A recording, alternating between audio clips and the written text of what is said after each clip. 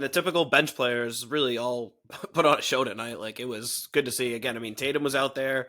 He got his, and there were like a few stretches where it took over. He had the 3-ball going, but for the most part, he almost like sat back and let those guys just have their night. There was no reason for him to get overly involved. It never seemed like he was like exerting too much energy. I feel like there was 1 or 2 times the entire game where Tatum took a possession, was like, all right, I need to actually like put my head down and get to the hoop. But for the most part, he was out there just happy to set up his teammates, happy to kind of be a decoy almost and let the other guys cook. Because again, you look at the Wizards, like I said, they're already so bad. You're playing the Wizards bench guys. These are not only like fringe NBA players, but most of these guys, even the ones who are good, have basically just come in there. I can't imagine it's a great environment. I mean, they just made a coaching change in the middle of the season. Like, it's barely professional basketball. What's going on there?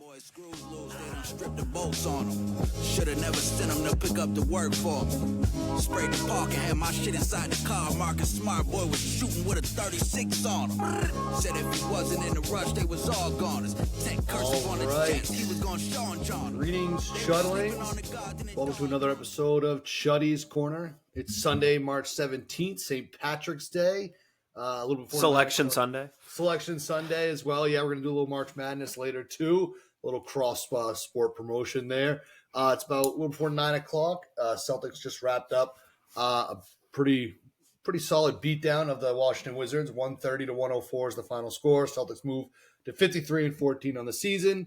We're here to break the game down for you. I'm your host, Dugouts, and with me as always, Chuddy, King Chuddy. How you doing? Doing great. Fresh bracket. This is it. Yeah, this is a big day for you, isn't it? Massive. Yeah, so like I said, we're going to break down some March Madness stuff at the end of the show. We're going to give a little info out. Chuddy does his, how many years is this that you've done your March Madness pool? 23, I think. Yeah, so we'll give a little info on that. We'll open that up to the whole Chuddyverse. But before we do that, we're going to break down the game again. Celtics win 130-104. Overall, what do you make of the Celtics' performance tonight? I mean, these games have just kind of become business-like. Go ahead and give us kind of the breakdown of this game. Yeah, I mean, if ever there was a business-like game, this is probably it. You saw the Celtics come out, go back and forth with these guys for a handful of possessions, and then just kind of like turn it on ever so slightly, and this thing was over before you knew it. Up by well over 20 by the end of the first half, and it was just zero resistance, really, from the Wizards. You saw one of the worst teams in the NBA, and not only that, they had a lot of guys missing from this game, too. You saw no Kyle Kuzma, no Denny Advia, no Tyus Jones. So, we were missing guys of our own, obviously, Jalen, Derek, and Porzingis out of the lineup, but still, you're playing arguably the worst team in the league, arguably missing two of their 3 best players. So, you've already got that working against you if you're the Wizards, and then the Celtics just continued their good ball movement and hot shooting from the other night. Arguably even better, at least in the first half, set a record with 17 threes made in the first half. That was awesome. It was the Tatum show in the first quarter. He was rolling, and then it was the Sam Hauser show in the second quarter, who had the game of his life, really, and was on pace to be 30 points. Yeah, and was on pace to be even much more, as really the only thing that went wrong in the game early in the third quarter, Sam, after a 3-point attempt in the corner, sprained his ankle on someone on the Wizards bench. I think maybe Jared Butler just stepped on his foot, backing up, and went down, did not return to the game. No update as of yet, but really the only thing that can go wrong in a game like this is an injury, so hate to see an injury potentially suffered there. Hopefully not too bad. And, little sprained ankle, miss a few games, be back, no problem. But the way Hauser had it rolling, really, I feel like the last few games, but especially tonight, I mean, he was on another level, hitting 7 threes in the first half. And some of those by the end of them were true. Like, he was just coming off a screen and firing like inch of space. It was like trying to double him too. Like, yeah, it was like Klay Thompson-esque, honestly, for a little bit there. Yeah. So to see Hauser rolling like that again, obviously got the start tonight with those guys out. It's a little more involved in the offense than usual, but pretty amazing to watch a game like this and think that's like our 7/8 man over there, and like really in any meaningful game he's playing a few minutes and probably just like standing in the corner. And tonight at times, like you said, we're basically running our offense through them. They're sending 3 guys to stop Sam Hauser, and he was still had it going. So unbelievable night for Hauser. And then Tatum, 30 points, but again, I think he only played like 27 minutes. Everyone was out by pretty early in the third quarter. It was the stay ready guys and even beyond taking it home. Amazing night for Pritchard. He had a career high 13 assists. Chance at a triple-double if he did a little bit more rebounding, but really good game for Pritch. Luke, his usual stuff. I think he had 14 points off the bench. Finished in some alley-oops. He had a couple ferocious putbacks, a couple blocks. That Pritchard Continues Kornet two-man game that was running for a little while there was feasting, real nice. absolutely feasting, no awesome. doubt about it. And you mentioned last game how it was like the Jokic-Gordon game. Tonight there was one towards the end that really did look like that, where Pritchard, it looked like was trying to shoot the runner, and then like at the last second midair he just zipped it to Kornet. So that one was a little Jokic-esque. It really is impressive though.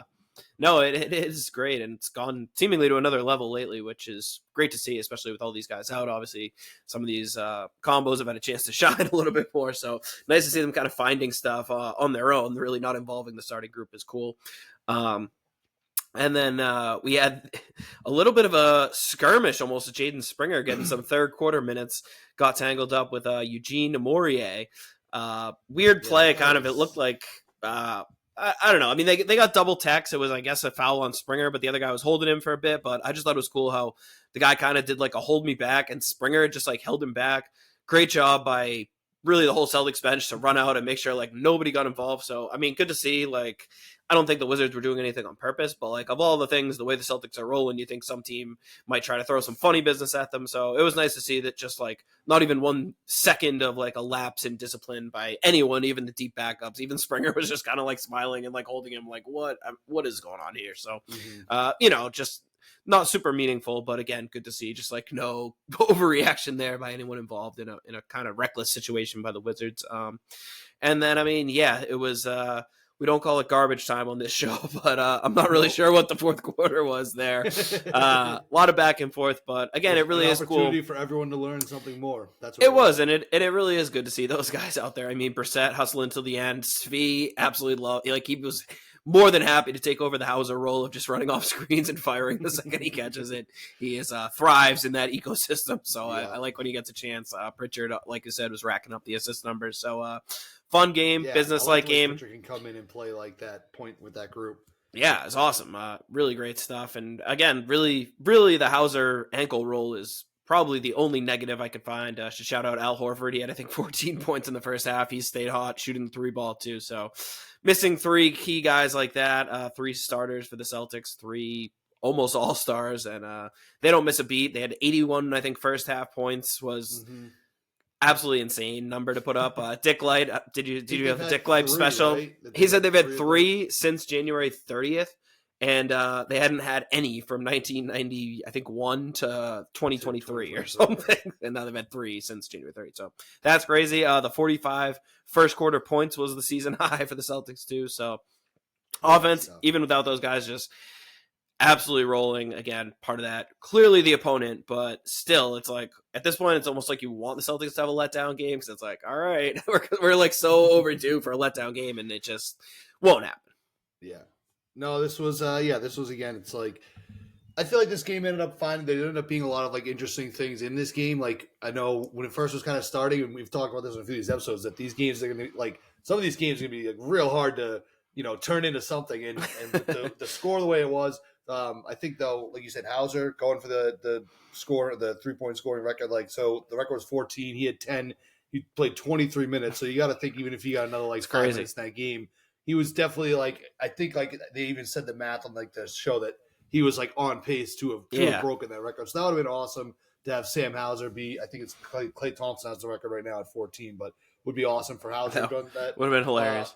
Hopefully the ankle's all right. I mean, that one looked, I'm glad they showed the replay, because at first I was worried that it might have been like an Achilles thing, like the way he kind of, it didn't look like he rolled it. When they showed the replay, you could see that it was like the guy's foot on the bench. Like it wasn't like a landing zone thing. It was like he just was turning around to run. That was kind of like who got injured. I think it was on the Cavs or something like that. Someone got injured like with their ankle going like underneath, like off to the side of the court. Yeah, I don't remember who it was. Yeah, I know what you mean. So it's kind of just one of those freak things. Honestly, hopefully Hauser's okay, but yeah, he's been shooting well, especially just tonight. 10 for 13, he had 30 points. So every one of his points came on just those 3-pointers.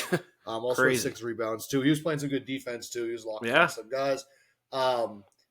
So that's obviously that made an interesting story. I think Pritchard, again, I mentioned him a little bit, just the way he kind of gets in there and doesn't mind running the offense with those back of the bench, end of the bench kind of guys. So it's just kind of fun to watch. He's sort of the leadership role. They mentioned this too on the show, where it's like he was like asking for a trade like a year and a half, 2 years ago. So the fact that he's kind of gotten this role and he's really getting the opportunity to play these minutes, it's awesome, and I'm happy for Pritchard on that front. I think, I mean, even in the, you hear requesting a trade, I think you usually think that's like some bad locker room thing, but I think it really was. He just wanted to play and get his career going. And, obviously the Celtics sent out 2 point guards. So this year he's had a legitimate role off the bench and he's thrived and got his extension. Obviously seems happy as he can be. And like you mentioned, he's become like a leader and a steadying presence off the bench. And especially we see it all the time, games like this, where it's truly deep into the bench players. He turns into an absolute all-star. So it's fun to watch and fun to see him kind of get his shine in those moments. But he's just like a certified hooper. Yeah, exactly. Some other things just on the game. I thought that the Springer, I don't know why that's a double tech. I don't know what the refs expect Springer to do. The guy had him like grappled up like they would at like the start of like a wrestling match, and they like run into each other. Like, I don't know what he's supposed to do there. I think that the guy kind of flopped too, especially when you go back to a replay, how you could see that. Thought the double tech was a bit of a cop out there, but the refs overall too, it was like the war. He had like 3 or 4 fouls called him like in the first 2 minutes of the game, and it was a real tough whistle for him. So I don't really know. We'll have to look a little bit into his background. I don't know if he's done something in the past to piss the refs off or what that was, but that was definitely some strange stuff. And I also already mentioned like the Pritchard and Kornet 2-man game. That's just super fun to watch. So pure. What Pritchard's doing. Just the step like all of them are taking. Kornet had 14 points, 6 rebounds tonight. So again, he just, I don't know. It's like I heard Scal saying it on the post game show too, that it's like there were doubts about if he could be like a rotational guy on a deep playoff team, but I think he's certainly proved that he can be that and like even more on some nights when you need him. So. Yeah, I mean, the typical bench players really all put on a show tonight. Like, it was good to see. Again, I mean, Tatum was out there.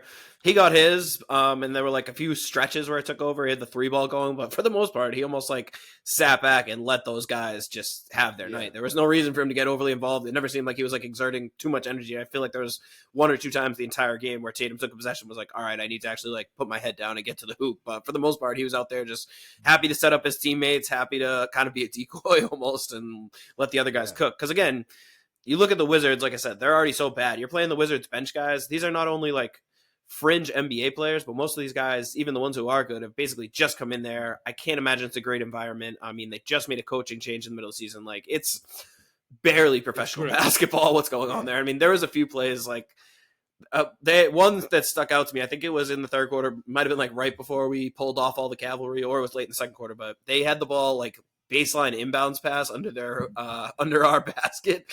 And I don't know what the play was, but the guy literally just like threw a perfect chest pass right to Drew. It was like he was starting our fast break for us, and he just like zipped it up to Tatum at an outlet and like ahead to Sam. But it was literally like the perfect start to our fast break. It was just like, Jesus, what are they doing? So, yeah. They're a tough watch. They're a really tough watch. And Jordan Poole had it going tonight. He had one of his better games. A little bit. That's another one of those things where I was saying there's like some different kind of stories within the game that make it a little interesting. Jordan Poole, I mean, he had it going. Things about him when he gets going and stuff like that.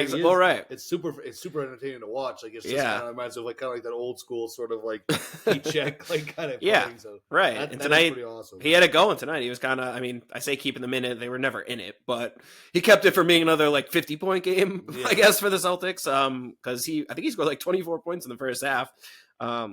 And like you said, he's just, when he's off, he adds nothing to your team. Is just like an inefficient brick chucker. But that's the other end of the heat check guy was tonight. And yeah, it did look really sick. Granted, I mean, the game felt almost non-competitive from the jump. So he's out there. Again, he had been demoted to the bench and had been playing a little better. He's starting tonight. I already mentioned at least 2 or 3 guys were out. So I don't even know. It's hard to like say what their real lineup is or isn't at this point. Because I don't know if we'll ever really see them like all their guys out there trying to win. But either way, Poole knew, I think he looked around tonight and was like, all right, it's my show. And he got hot for a little bit, made it semi-interesting at least. But yeah, it was really just like the Celtics bench is better and more cohesive than the Wizards bench. And that's, for the most part, what you saw out there. Yeah. Just to peel back a little bit, what you were talking about Tatum's night, I think it was kind of that night where he got kind of set the table in the first quarter and then was just sort of like, all right, you guys got this from here. Take it over, because it also is like the ultimate, like, was just sort of like out there, almost like a pickup game for him, because he shot 8 for 17 with 6 of 12 from 3. Yeah. So that means he shot five shots that weren't threes. Like, he was just kind of like, he's just out there. It's like, throw me the rock. Like you're like uncle out there, just like throwing by the 3-point, like throwing the rock and after shooting it. But I mean, it worked. I mean, when the threes are falling, the team is so dangerous. It's just like it can pile up so quickly. And when you're a team like everything you just said about the Wizards, it's just right. you know, it's not going to be pretty. I mean, I feel like this game could have been way higher. It's kind of crazy. A 26-point win. We're sort of like, oh well, that was it. At one point, I saw the spread was minus 30.5. They showed it, so it's just like, they were up. I think live is the most live odds. They were up like 33-34 was the biggest lead. Tatum again, he came out. He had 18 points in the first quarter, so it really was just like he came out, set the tone. We got up double digits, and he was basically like, "All right." It's kind of like we talked about a few games ago. He was just kind of like babysitting the game. He was just in there at that point, watching, like making sure everyone was like on the up and up, still doing their job, but. Again, we joke about it and, these random meaningless nights, but it really is the sign of what a leader and superstar Tatum has become. That, again, people are like begging him to take a night off, and he's like, nope, still out there, setting the tone. He had 3 steals. He's playing hard on defense. And again, all these other guys who aren't, every single night rotation players, they see that coming from a guy like Jayson Tatum. And how does that not fire up the troops? You're not going to like play your ass off. Yeah, exactly. You're going to let the superstar who has every right to take a game off go out and out. Like, it's one thing that he's better than you, but you're going to let him outwork you when you get your chance. Like, no. And you can see the trickle down effect because every guy who comes off that Celtics bench is busting their ass, even up 30 points against the Wizards in March. So pretty awesome. Tatum did have one play I wanted to shout out too. It was, I think, late in the second quarter. He had the ball on like the right wing and he kind of dribbled to his right, drawing the double. It came all the way in and he kept driving baseline. I think he even drew a third defender and he made that like one-handed skip pass off the dribble, swung it all the way out to the top of the key, hit Al perfectly for a 3. Yeah. It's just an unreal play. And like, those are the kind of plays you see from those like, do-it-all playmaker type of guards that make you think twice. So he has those moments where you're just like, Jesus, he is seeing the game. That people won't appreciate that, but to throw the ball that the distance that he did for that, and like from kind of that position on the court, that was. I remember when that happened. I actually I think I audibly gasped or something. That was and that was right at the end of the second quarter. And then right after that, that play was almost like the exact perfect ending to the half where we got the ball with like 8 seconds left. Pritchard absolutely flew down the court. The defender stepped it up. He passed it to Al, who did like a touch pass to Luke, and Luke just like totally biffed it right off his chest and went out of bounds. But it was like, that would have been like the most perfect fitting ending to this half. Yeah. But alas, Luke is human, I guess. Yep. Yeah, so I think one of the other major things I think that made this game watchable all the way down the stretch. This was maybe a career game for Drew Carter. He was absolutely on fire. He had a couple like hilarious comments. He had the one when they're talking. Scal was talking about how he's like, I'm so excited to come into the Garden tomorrow and not have to work. He's like, I've never come to the Garden and had the day off. And he's like, oh, you gonna throw a few back, Scal? He's like, couple pops for Papa Scal. So I thought that was just like hilarious too. I think Scal was definitely caught a little off guard by it. Also loved when they're talking. I guess they're doing like the all-female broadcast tomorrow. Like, so Abby Chin's gonna be doing like the color commentary, which is Scal's job. And she's like, got any advice for me, Scal? And Scal just like gives like a big thing, like, just be yourself, Abby. Like, everyone loves Abby, just be yourself. And then Drew's like, yeah, Abby, it's not really that hard. Just like say 2 for 1 before the end of every quarter, and like you're pretty much be all set. That's something that we've talked about too. Is like, it's just so funny that Scal's like go-to analysis towards the end of the quarter. So he had a couple other. That was hilarious. I'm gonna have to look at some of the. He had a Harry Potter line. What did he say? He's like, "These are Muggles. Like there's no magic in these." Oh, wizards. I didn't hear that one. That's like awesome. that. The one too about Jordan Poole, like when he got elbowed by. Yeah, it's like that's not the hardest he's got hit in the head. Yeah, that's not the hardest we've seen him get hit in the face before. Yeah, he was just dealing tonight. It was awesome. So it's actually funny. I saw a little bit of like negative stuff about Drew on the timeline, or not typically. Yeah, a few people just saying he was almost like doing too much. They're like, all right, just call the game. But I thought it was. Yeah, and I disagree.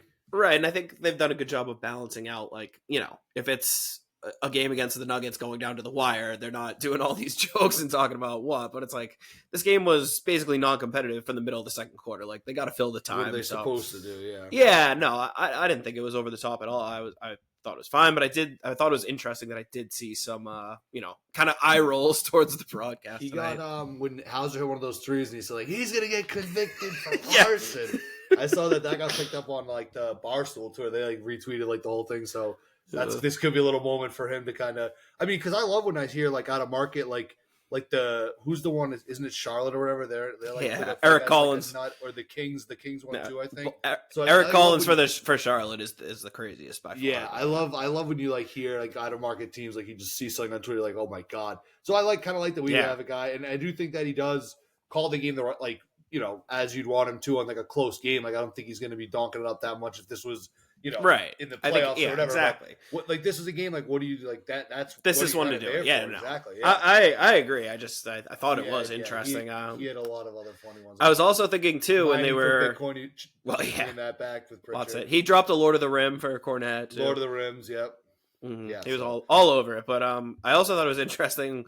They did talk about the tournament in March Madness for a bit, and he was hyping up how the women's tournament is better this year. And I thought that was interesting because I wonder if he'll be working it at all, because I know he has done some games for ESPN, and I can see that. So that'd be funny if he was trying to give a little boost. Plugging it. Maybe. Well, it's something to keep an eye on. That's all I'll say. I would not be surprised if he's working a couple games, because that's all ESPN and ESPN2 during like the day and stuff. The Celtics have home games. Like that could make a lot of sense. I'm sure there's some games not too far away. So that would be funny if he was trying to sneak in a little plug for the ladies tournament like that. We see you, Drew. We see you. We're on to you. Yeah, no, this is a career night for him though. It was awesome. So shout out to him for that one. Yeah, some good stuff. Do you have anything else on this game in particular? I know you got a preloaded around the NBA too. Yeah, no, nothing really. I mean, this again, like we keep saying, is just what you want to see from games like this. I feel like they pretty much nailed all of my keys to the game tonight. Like this is. Games like this is like you just have to go out there and take care of business. That's what they did. Didn't overextend anyone. Again, the big news to watch will be the injury health status of Sam Hauser. But that was really. Are you worried at all about? I'm not. But are you worried at all about Porzingis just like missing? So is this going to be an every episode thing until he plays now? Though did I bring this up last time? I feel like we've talked about it last week, but. No, I mean I don't know. They was out there shooting, and they just keep saying like, "Yeah, he's closer," but it's like, okay, see, is he actually like far away? Like I don't know. It's that's my kind of line on it. Like if he's not showing up like in a suit and staying in a suit the whole time for games, then I get a little worried. But if he's still doing like the shoot arounds and stuff, then I feel like it's just better safe than sorry. And do you think we'll see Jalen and Derek White back tomorrow, or? I mean, like, or who Tatum knows? not in. Like, now it's a litle bit interesting because, like, if those guys stay out, you wonder if Tatum will play. He probably will, just because he's a nut. And like Horford, though, barely played tonight. Like, will we see him tomorrow? No, definitely not. There's why bother? Like, I don't know. Yeah. There's really no real like reason to. I guess. All right. Well, we'll keep our eye on the injury report then. Yeah. Tomorrow will be just an interesting one. Second night of a back-to-back. Yeah, and then we have the Bucks. Just as shitty. We have the Bucks coming up. What, Tuesday or something? So, I think it's Wednesday. Okay, Wednesday. But either Tuesday, way, yeah. But yeah, we got Pistons. Yeah, and then Bucks on Wednesday. So with the day off, then the Bucks game at home. I think that'll be probably a more telling injury report. See if anyone actually has any real issues, because you'd think that'd be one of the last real kind of like playoff tune-ups we get tested up. I would think so. All right, so we'll pitch it over to around the NBA. What's going on around the league that we should know about? A lot going on around the league that we should know about. So where to start? I guess we could say that we talked about Isaiah Thomas getting signed to the G League team in Utah. Well, he got a 10-day contract with the Suns back, not where it started. Not quite back where he started, but back to a team he was on. I think that's who he got him from when the Celtics traded for him originally. So good stuff there. Good for IT. We'll see what he can do, and I'm sure he could easily have a moment at some point. Wouldn't shock me. So that was cool. Also cool to see Desmond Bane of the Grizzlies back. They've had a brutal season injury wise. I honestly kind of assumed he would just shut it down, but that team has played super hard. Cool to see him come back, and they've fought hard but lost to the Thunder last night. So I feel like all of our injury news is pretty bad, so I always like to shout out guys who actually come back and are playing. Then on the other end, we did have Donovan Mitchell, who did come back, but said he didn't quite feel right, so he's out again. Getting a little concerning for the Cavs. They're now only 2 games up on the Knicks for the 3 seed, so the Cavs could fall all the way back into that 4-5 situation. It seemed like they had a nice lock on the 2 for a little bit there, but if Mitchell's not healthy, they're in big trouble.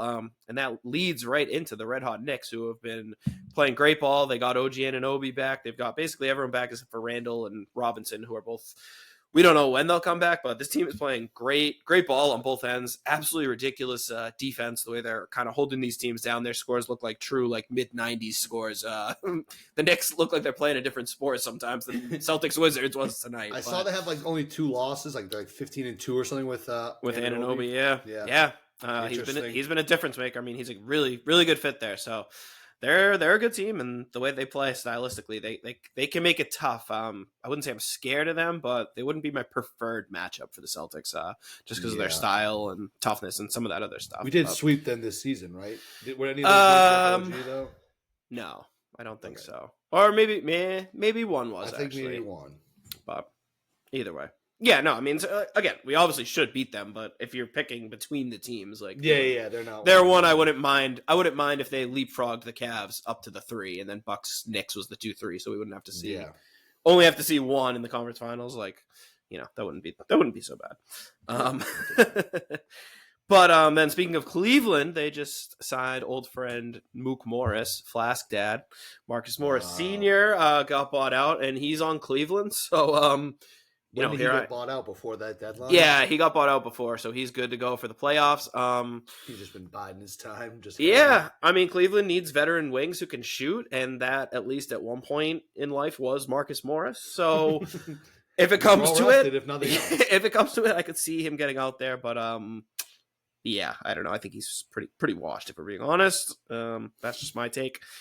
Anyway, getting back on the court, I don't know. Did you catch the Lakers-Warriors game last night? I didn't catch the game. Well, it was sort of on where I was, but I wasn't really following it adjacent to you. Yeah, so, it was sort of adjacent. I did see the thing about that. Well, I'll let you go ahead. So I mean, crazy game, really good game. LeBron had over 40, Curry had over 30 after not scoring in the first quarter. They were both going off. Really good game again between the 9 and 10 seed in the West. So it looks more increasingly likely by the day that these guys will be playing in the 9-10 play-in game. One will be eliminated immediately. So pretty crazy to think, but still a good game with obviously 2 of the league's best players, even at their advanced ages. But the storyline from this one was final minutes. So LeBron hits a crazy corner 3 that made it look like he was going to, I think it would have cut the game to 4, but they went back and it was shades of that Max Strus play from the Celtics Heat conference finals a few years ago. They went back and said that LeBron's heel actually hit out of bounds. So they wiped it off the board after a long review. Then there was a challenge of, I think it was a Jackson Hayes foul, kind of ticky-tack stuff. They reviewed that. All in all, the review took, I think, like 13 minutes without any game being played. Then they went to start the game, and the shot clock wouldn't start. So then they took a break, tried to fix that. I think they tried to restart 3 separate times, and the shot clock would not work. So all in all, they went over 20 minutes without any basketball being played. It was crazy. Like, everyone in the crowd was booing. LeBron was throwing an absolute hissy fit. He spiked the ball like to the moon. Didn't get teed up for it. I thought it was interesting. Of course. He's just being so over the top, exuberant about it all. Finally, they just had to have the PA announcer would just announce every 5 seconds. So he'd be like 20 seconds on the shot clock, 15 seconds on the shot clock. And that was it, because they just couldn't get it to work. That's a great, just like $1 billion industry, and it's just like, if worst case scenario, we're just gonna have the guy being like, "Oh shit!"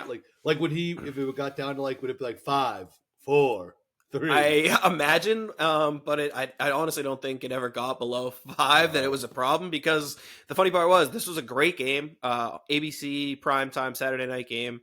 And it just got totally hijacked with like a minute and a half left, where they just didn't play for 20 minutes for like no reason. And then after the review, the Warriors were up 7. I think the first play came right out. Curry poked it away, and like the game was basically over. It's just the most anticlimactic ending to a great game after this ridiculously long delay. So that's awesome. Well, that'd crazy be awesome stuff. Those 2 teams play each other. Which it's looking like again, it's gonna be that. it's looking almost certain at this point. Another team would have to really drop, or one of them would Those have two to in a get really hot. Limmy, that's actually pretty sick. Yeah, it would be pretty awesome. And they're waffling back and forth. They're now tied. The Warriors took a slight lead in percentage points because they played fewer games, so they would host. But it'll be a battle to see who hosts it, and that'll be really fun. Also, Anthony Davis, shocker, left the game. Got drilled in the eye with like a corneal abrasion, so he left the game. The Lakers looked way worse, obviously, without him after he left, especially on defense. He's questionable for Monday night against the Hawks, but obviously something to watch there, no pun intended. Anthony Davis injury is never good. Also, want to shout out the Pelicans, who've been sneakily playing great, and they're just a game and a half behind the Clippers for the 4 seed. So they've kind of shifted the tiers around in the West, where it looks like the Pels could make a push for a top 4 seed, home court in the first round. They've been playing awesome. Zion, quietly, ever since the little Stephen A thing, has been playing some of the best basketball in his career. He's been able to stay on the court upwards of 33, 35 minutes, which is actually a pretty big deal. Yeah, pretty big deal.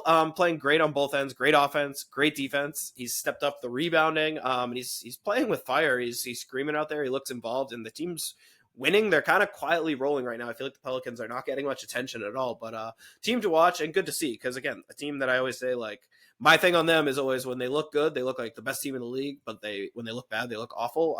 Lately, it's been a lot more good than bad, so that would be fun to see them playing their best basketball in the playoffs.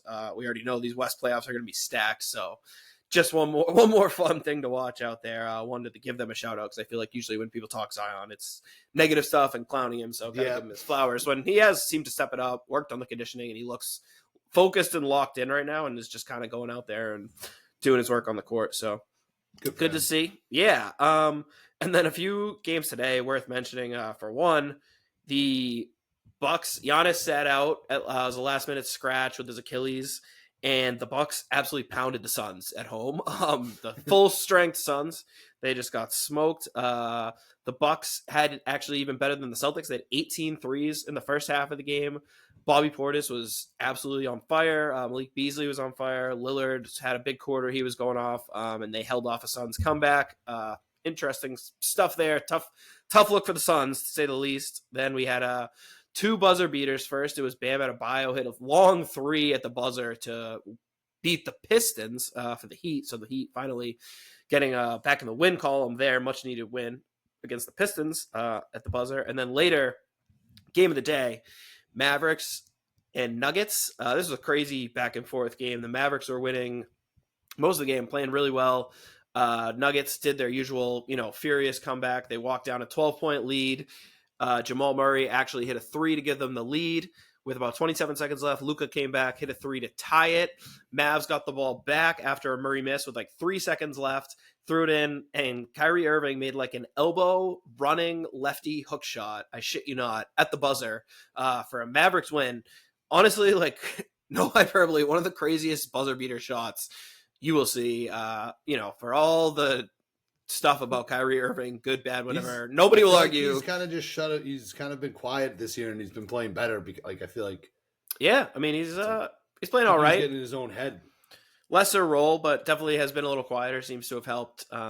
We'll see, but his shot making and finishing and just like control of the basketball might be second to none. And this was a perfect example, just an all-time circus looking shot that he made. Luka's reaction, he was just like crouched down, like cracking up to himself, couldn't even believe it went in. It was over Jokic. It looked like Jokic had him smothered. It was like full extension, and Kyrie just reached with the left and basically like hooked it in. Amazing circus shot. So 2 buzzer beaters there. I think the NBA got in the spirit of March, so cool to see on a day like today. And then the last thing before we turn it over to full March Madness coverage was, from NBC Sports Boston's own Eddie House having a hell of a weekend out in wherever they're playing. Might have been in Las Vegas, watching the Mountain West tournament and seeing his son Jalen House going off for New Mexico and leading them to a Mountain West championship. I don't know if you caught any of this, but it was just super cool to watch Eddie just totally fanning out. He was in the crowd going absolutely crazy. That's my fucking full dad mode, screaming. So happy for him. He was just on the Celtics broadcast and he lost his voice. So New Mexico looking like a feisty sleeper to watch in the tournament too. So should be fun. Stay tuned after our Pistons preview because we are going to do a little bit of March Madness talk too. Yeah, but no, that was the last thing I had and just wanted to shout out Eddie there. Like I said, pretty cool moment. I had one thing too. You didn't mention the Raptors Magic game. An all-time epic jersey swap at the end of that game. Grady Dick and Anthony Black exchanged jerseys, and like the way they stood next to each other made it just said Black Dick. Like like they were being serious about it, but they had to have known what they were doing. Like, I'm sure. Hilarious. So that's awesome. That's my contribution to the two rookies NBA today. That's great. That's an all-time jersey swap. That is you a may good not one. ever see one quite as hilarious as that. So shout out Anthony Black and Grady Dick. Great sense of humor. Great. Love that. Yeah, a couple of rookies. The league is in good hands then, if that's the case. Yeah, I guess so. We're in good shape. All right, so go ahead. We have the Pistons tomorrow, second night of a back-to-back. Go ahead, give us a little preview of what you expect from the Pistons, another lowly franchise.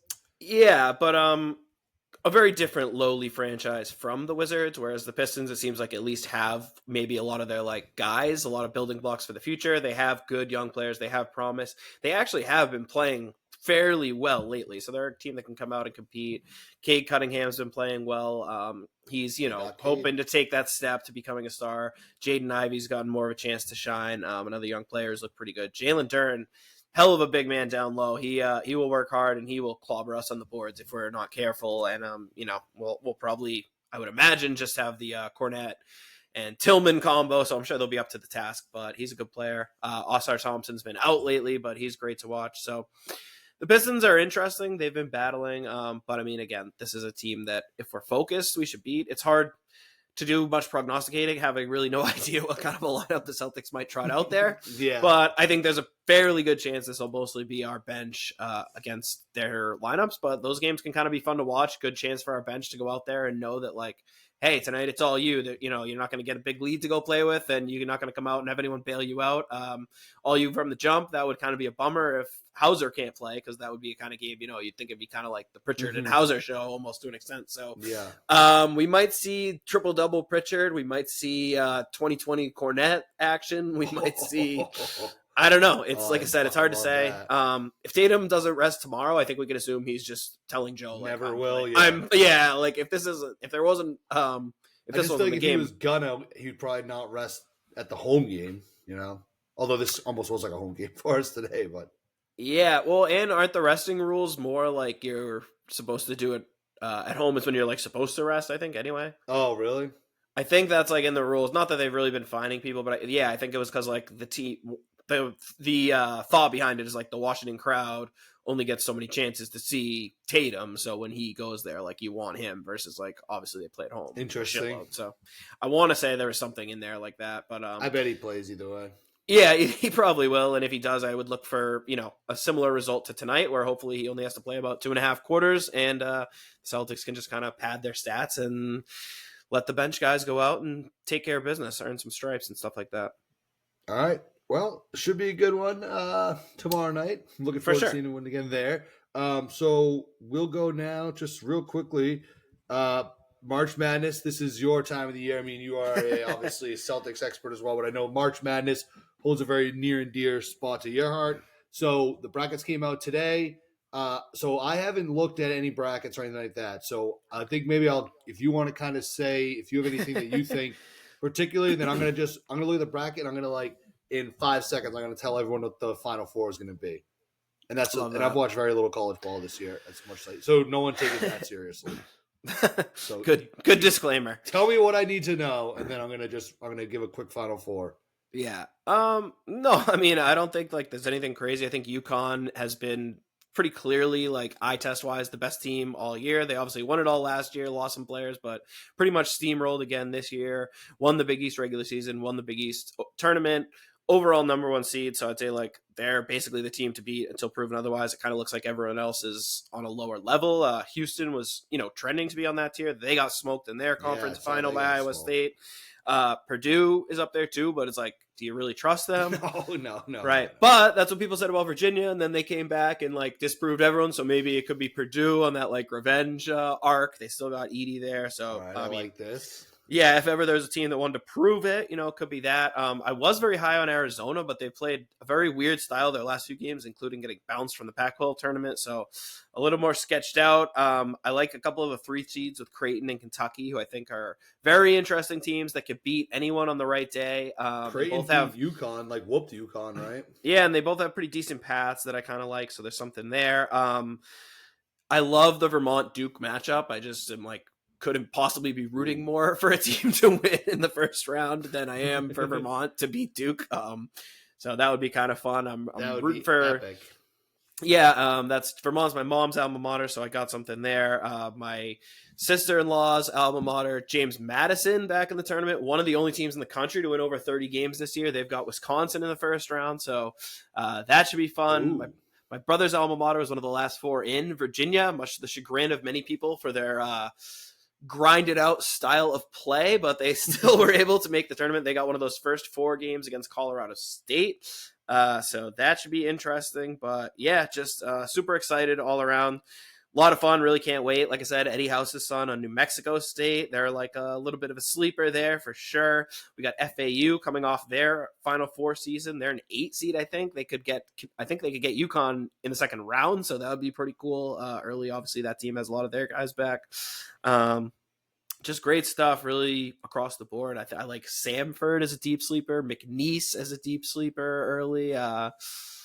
I don't know where else do you want to go? I could spout off here. Every team. So I just took. I mean, it's impressive stuff. I mean, I could listen to you go on for a while there. It's impressive stuff, but I'm just looking now.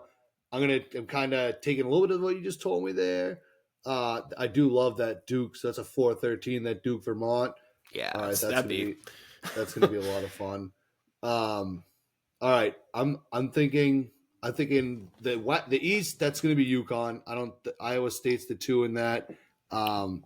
Auburn's the 4. Illinois is the 3. Again, I watched very little college ball, but I just hear nope, that's UConn. So East going. But I mean, you look at that. That's an interesting bracket because, like I said, UConn, Big East champs. Number 2, Iowa State. That's who smoked Houston, so they're the Big 12 champs. Interesting. Illinois just won the Big Ten today, so you've got the Big Ten champs in there, and Auburn just won the SEC tournament. So the top 4 seeds are all the 4 champions of arguably the 4 best conferences. Pretty crazy. Well, all right. So now I'm second guessing everything, but I'm sticking with it. UConn staying in the East.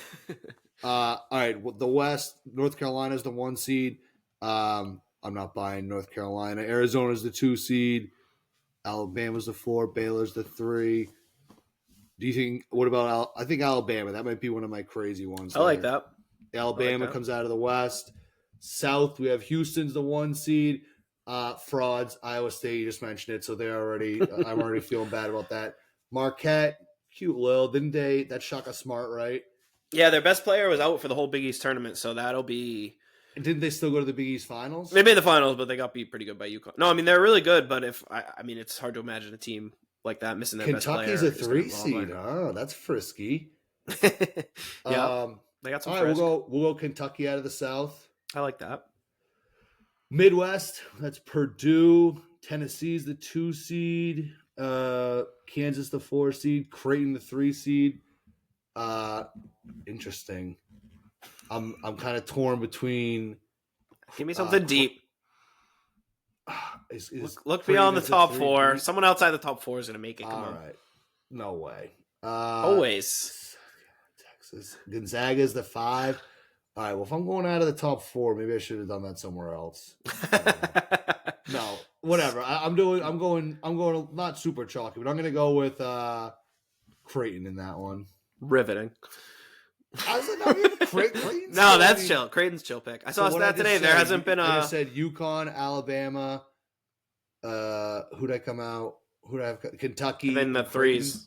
So is that 3-3? What's Bama? 4? 4. A 1. So 1, 4, 3, 3. All right. That's all. No. That's all right. That's all right. That's not so bad. I think I saw this. Yet? I haven't filled one out yet. I pretty much it was coming out while I was watching the Celtics, so I was kind of easing through the Celtics, and I will dive in pretty deeply later tonight. Definitely looking forward to that, and then obviously see how the first 4 games in Dayton play out before before you get the ink out, permanent marker, so to speak. Yeah, no, it's exciting. I'm excited for it. So again, once you're gonna get the bracket. It's on It's on ESPN now, right? The ESPN bracket challenge. All right. So anyone who has an account there, yes, we'll put out info. We'll tweet out. Yeah, we'll tweet out all the information. Make it as simple as possible. So I'd say just wait. It's $10 and it's winner. Watch the Chuddy's Corner Twitter if you're looking for a bracket pool to enter, and should be good stuff. Yeah, that'd be awesome. Open it up to the Chuddyverse. Very exciting. Love this time of year.